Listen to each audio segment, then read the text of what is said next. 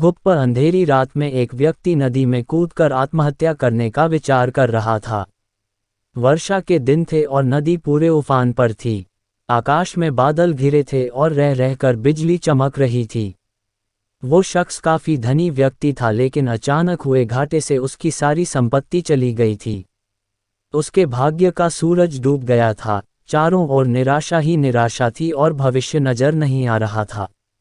उसे कुछ सूझ नहीं रहा था कि क्या करे, तो उसने स्वयं को समाप्त करने का विचार कर लिया और नदी में कूदने के लिए जैसे ही चट्टान के छोर पर खड़ा होकर वह अंतिम बार ईश्वर का स्मरण करने लगा, तभी दो बुजुर्ग परंतु मजबूत बाहों ने उसे रोक लिया।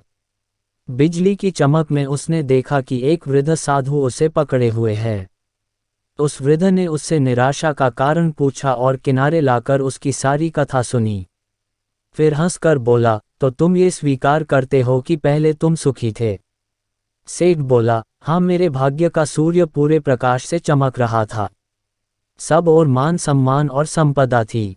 अब जीवन में सिवाय अंधकार और निराशा के कुछ भी शेष नहीं रहा।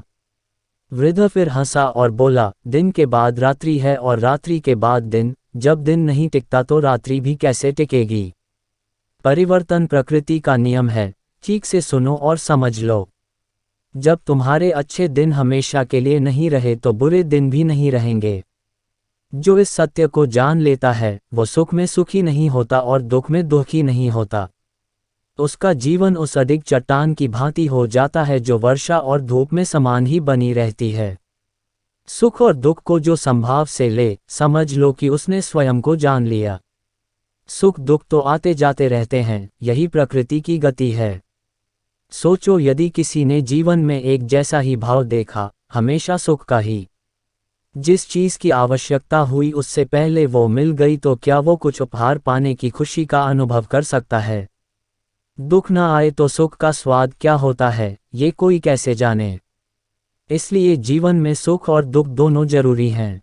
जो इस शाश्वत नियम को जान लेता है, उसका जीवन बंधनों से मुक्त हो जाता है।